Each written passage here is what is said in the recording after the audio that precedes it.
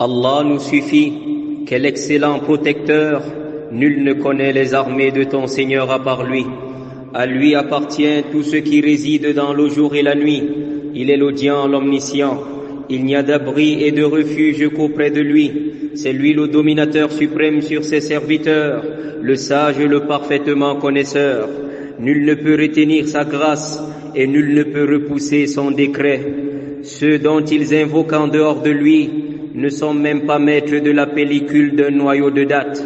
Ceux qui ont pris des protecteurs en dehors d'Allah ressemblent à l'araignée qui s'est faite un toit.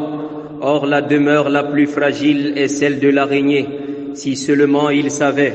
Louange donc à Allah qui détient en sa main la royauté sur toute chose, et c'est vers lui qu'on sera ramené.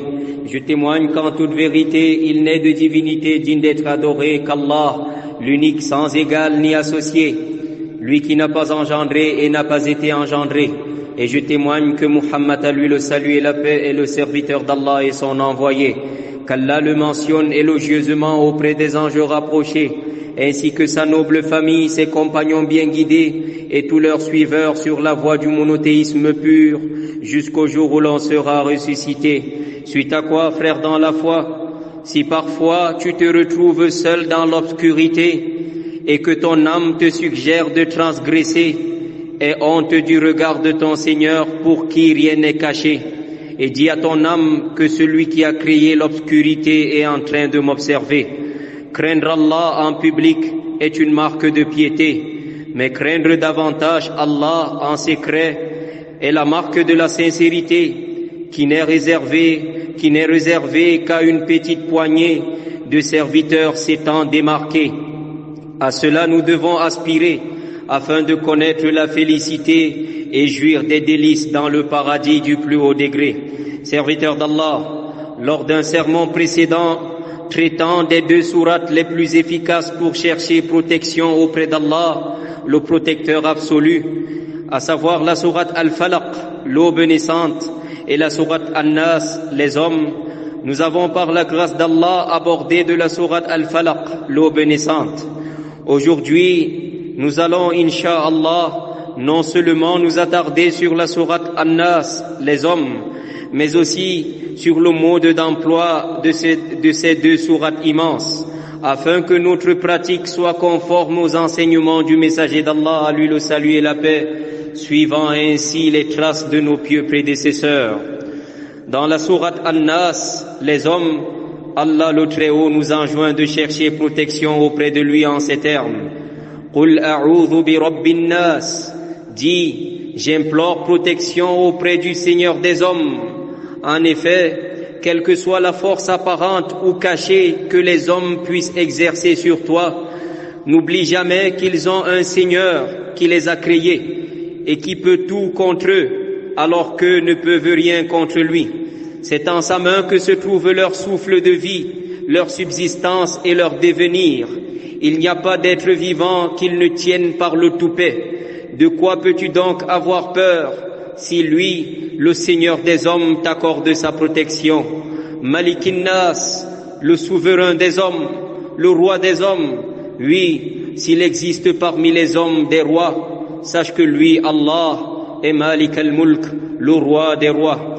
Ne cherche donc pas protection auprès des rois, mais auprès du roi des rois, Allah, le seul qui détient la royauté absolue sur toute chose. Ilahin Nas, Dieu des hommes, oui, le seul vrai Dieu, ni somnolence ni sommeil ne le saisissent. Les regards ne peuvent l'atteindre, cependant qu'il saisit tous les regards. Le tonnerre le glorifie par sa louange, ainsi que les anges sous l'effet de sa crainte. C'est lui Dieu dans les cieux et sur terre, point de divinité à part lui. Ceux qu'ils invoquent en dehors de lui ne sauraient même pas créer une mouche, et ceux, même s'ils unissaient tout leur savoir-faire pour cela. N'aie donc pas peur de tout ce qui ruse contre toi, de tout ce qui ruse contre toi en fabriquant des gris-gris inspirés par leur fausse divinité. Si vraiment tu as placé ta confiance en le seul véritable Dieu, Allah le majestueux. Min sharril waswasil khannas alladhi yuwaswisu fi sudurin nas. contre le mal du mauvais conseiller furtif qui souffle le mal dans la poitrine des hommes. Le mauvais conseiller furtif n'est autre que le diable, et certes Allah le Très-Haut nous a enjoint dans ce verset de chercher protection auprès de lui contre la plus puissante arme du diable, à savoir le chuchotement, les suggestions et l'inspiration des mauvaises pensées et croyances dans le cœur des hommes. Ces suggestions du diable sont au début de la volonté. Elles embellissent à l'homme le mal et l'orientent vers lui, d'où l'idolâtrie, les innovations en matière religieuse, les meurtres, la fornication, les drogues, le vol, les guerres, la haine, les querelles, la division et autres. Aussi, ces suggestions du diable enlaidissent à l'homme le bien et lui donnent la paresse et la nonchalance à faire du bien, d'où le délaissement des œuvres pieuses.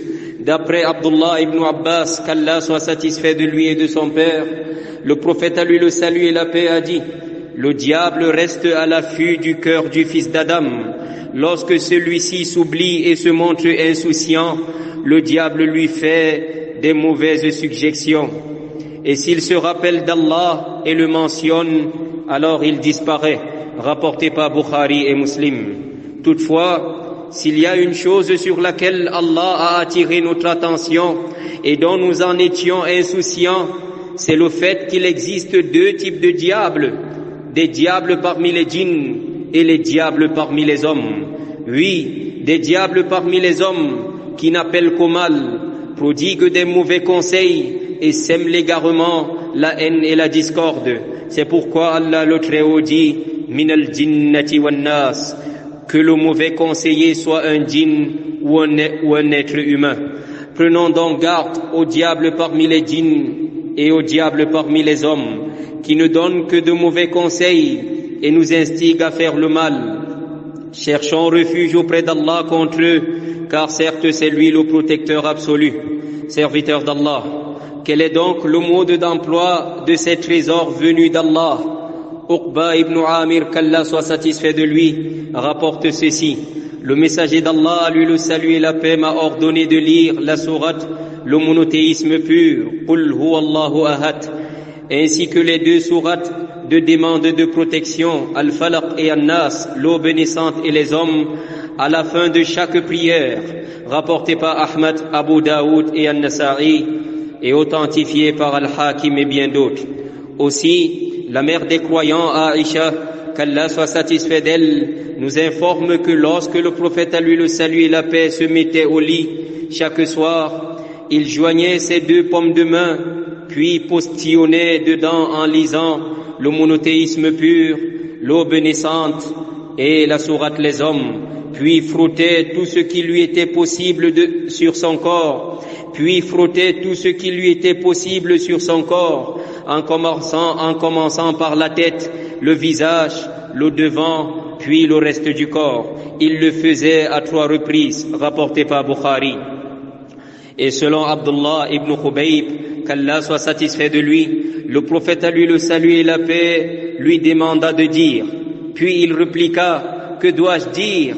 Il lui répondit: Qul huwa Allahu ahad, dit il est Allah l'unique, la sourate le monothéisme pur, ainsi que les deux sourates de demande de protection, l'eau bénissante et les hommes, chaque matin et soir 3 fois, elles te suffiront contre tout mal.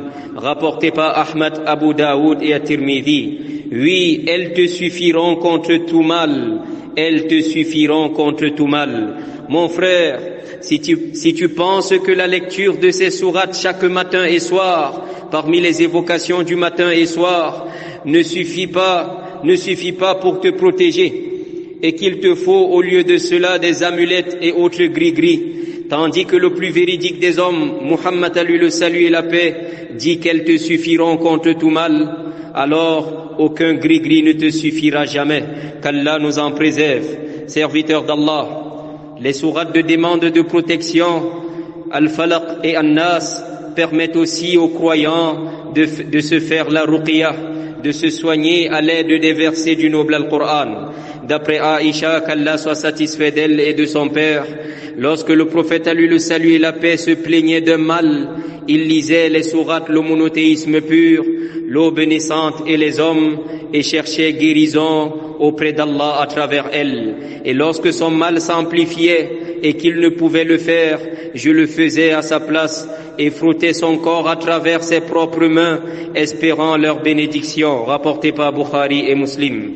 Et dans une autre version de Muslim, lorsqu'une personne était malade dans la maison du messager d'Allah, à lui le salut et la paix, il avait l'habitude de lire les sourates, le monothéisme pur, l'eau bénissante et les hommes, et postillonnait sur le malade. Aussi, ces sourates sont employées dans la prévention contre le mal, ainsi que la protection. Selon Abu Saïd, qu'Allah soit satisfait de lui, le messager d'Allah, à lui le salut et la paix, avait l'habitude de chercher protection auprès d'Allah contre les djinns et le mauvais œil, jusqu'à ce que soient révélées les 2 sourates de demande de protection. Après cela, il se les est appropriés pour sa protection et a délaissé tout autre en dehors d'elle, rapporté par At-Tirmidhi.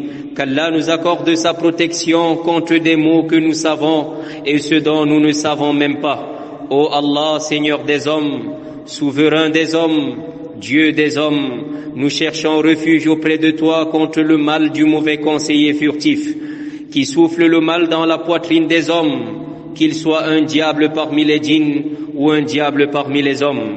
Seigneur, accorde-nous belle part ici-bas et belle part dans l'au-delà, et préserve-nous du châtiment de la guéhenne.